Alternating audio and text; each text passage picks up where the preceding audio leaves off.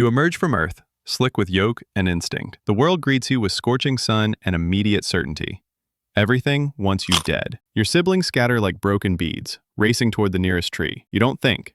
Your legs simply move, propelled by millions of years of encoded wisdom.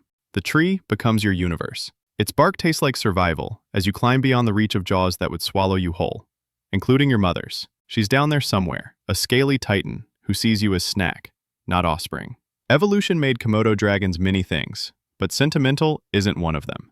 You spend weeks as a tightrope walker in the canopy, hunting insects with a jeweler's intensity. A grasshopper becomes feast. A beetle is treasure. Your tongue flicks constantly, tasting air for information. Danger smells like musk and rot. Safety, like nothing at all. You learn that stillness is superpower, that patience transforms you from prey into predator. The monsoon arrives like drumroll. Water cascades through leaves, and you discover that being cold-blooded means being temperature's prisoner. You flatten against sun-warmed branches, stealing heat like a thief. When rain stops, steam rises from your scales. You're a living solar panel, converting light into movement, into possibility. Months pass. You grow bold, dropping to lower branches where birds nest. Your first egg raid feels like orchestrating a heist. Parent birds scream and dive, but you're quick now. Movements, sharp as broken glass. Yolk explodes across your tongue. Protein and promise. You're still small, still vulnerable, but becoming something else, something dangerous. Your reflection in a puddle shows the change. Baby colors, yellow and gray bands, still advertise inexperience, but your eyes have hardened. You've watched two siblings die, one to a serpent eagle, another to disease that turned its eyes milky. You've learned that nature doesn't grade on curves. You pass or you perish. Teenage years hit like a growth spurt made of appetite. You're too large for the canopy now, too hungry for insects. The ground calls, dangerous and magnetic. Your first descent feels like stepping onto another planet. Everything is bigger down here, including opportunities. You hunt geckos and skinks, creatures fast enough to make you work for every meal. Your hunting style develops through trial and error. The Russian grab, the patient ambush, the strategic use of shadow.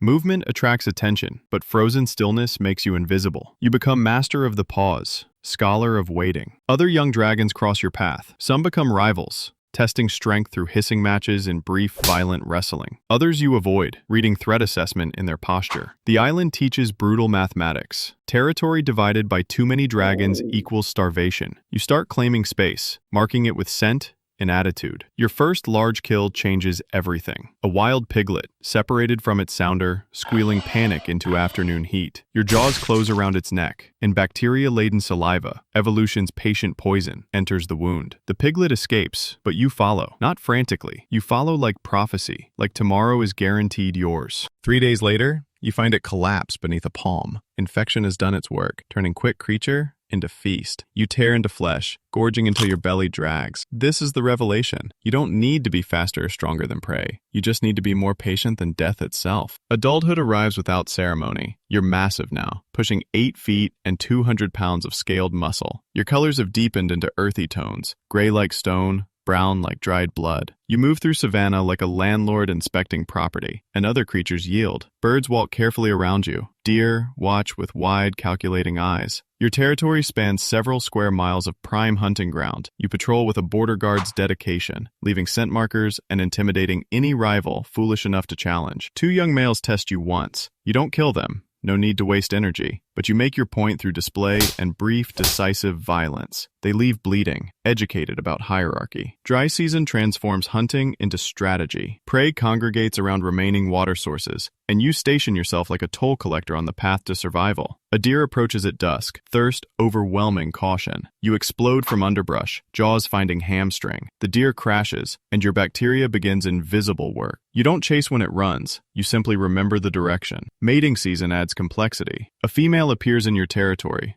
larger than you, smelling of readiness and danger. Courtship among Komodo dragons resembles cautious negotiation between armed diplomats. You approach with slow movements, tongue flicking, reading her chemistry. She tolerates your presence, dragon romance at its finest. The ritual involves carefully scratching her back with your claws. Too gentle and you're ignored, too rough and you're attacked. You find the balance, that sweet spot between assertive and respectful. Success means brief coupling and continuation of your genetic line. Afterward, she leaves without sentiment, already focused on finding the perfect place to bury her eggs. You return to routines, hunting, patrolling, basking where sun meets stone. You've become efficient at reading landscape. That rustle means rat. That dust cloud means deer. That particular quality of silence means something large and dangerous might be near. Another dragon, perhaps, seeking to expand into your territory. Years accumulate like scars. You survive a dry season so severe you lose 20 pounds, your body consuming itself to maintain consciousness. You survive wounds from a wild buffalo that refused to accept its role as prey. You survive rivalries, accidents, infections that would kill softer creatures. Komodo dragons are evolution's answer to a question about resilience. You're old now, though age is relative for a creature that can live 3 decades. Your movements carry weight, authority born from survival. Younger dragons differ not from fear, but from recognition of experience. You've become the island's memory, a living record of successful strategies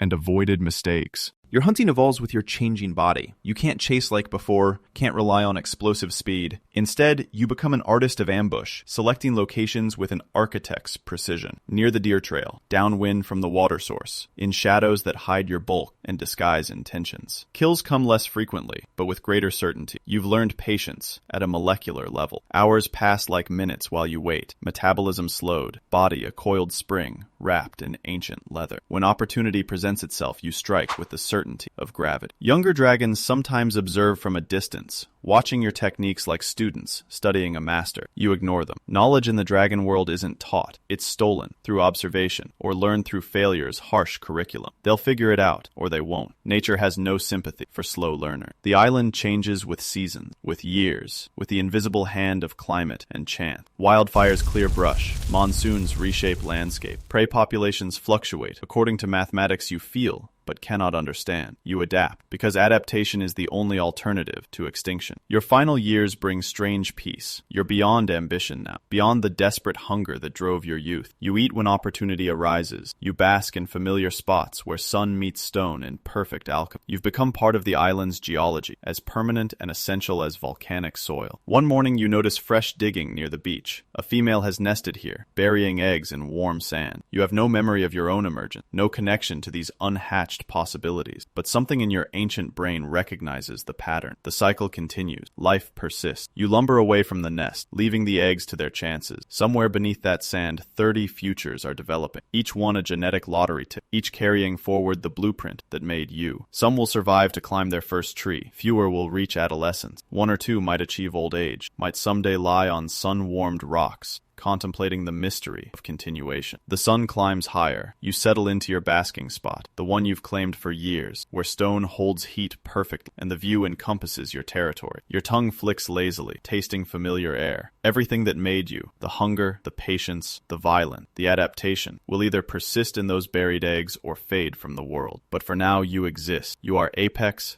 and artifact, predator and proof. You are what happens when evolution decides to make something efficient at survival, unconcerned with sentiment, perfected through 4 million years of iteration. The island breathes around you. Somewhere, eggs wait in darkness. Somewhere, young dragons hunt in trees. Somewhere, the cycle turns like it always has, like it always will. You close your eyes against the heat, a dragon dreaming dragon dream, while beneath the sand, the next generation prepares for emergence.